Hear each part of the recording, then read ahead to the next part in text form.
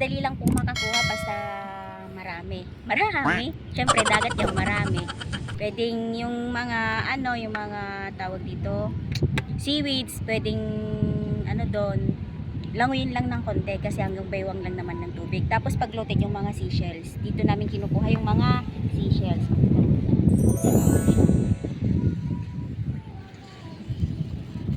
Gaya nito. Ganito, kagaya ng ganito.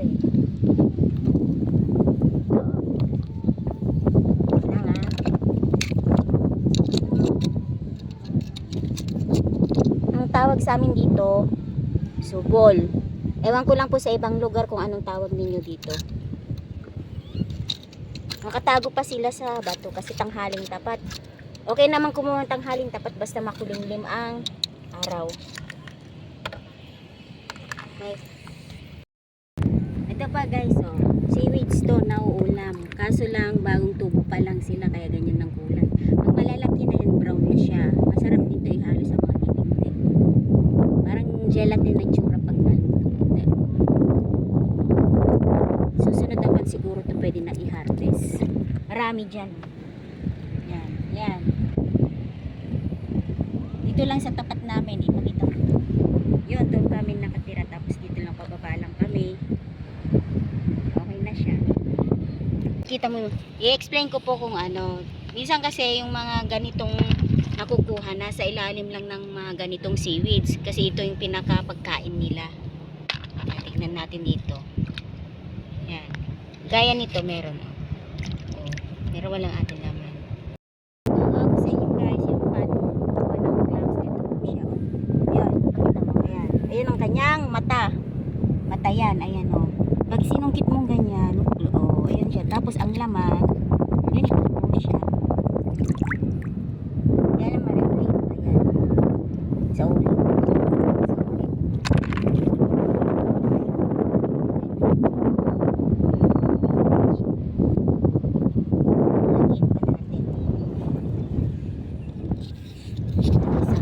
Itong isa guys, ito. Di ba?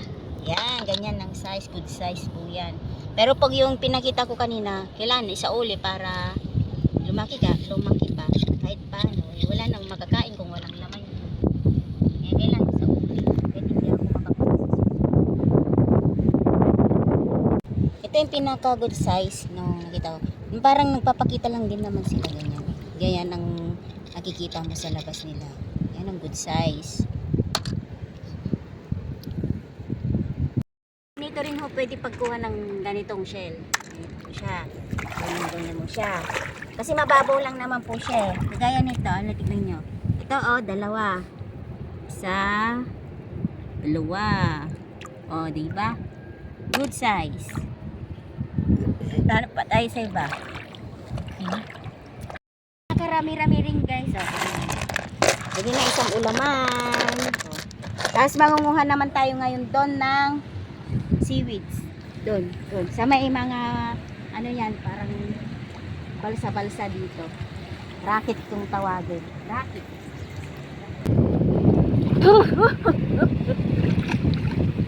Malalim guys. Ito na nakuha ko. Sabi ko kanina mababaw lang para sa kanila pala tuhod lang kung gabaywang lumublog na ako. Ito nakuha. Ayan dami. Ha?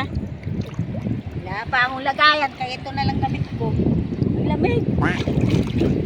Mabihira nilalangoy pala. Kala ko katuhod lang. Dali sa gitna tatalon-talon lang. Kasi nakatali hindi amin to Nakikiupo lang. Pwede nang lumangoy dito. Bye-bye! Salamat sa panonood! See you on my next video! Merry Christmas everyone! Maligayang Pasko!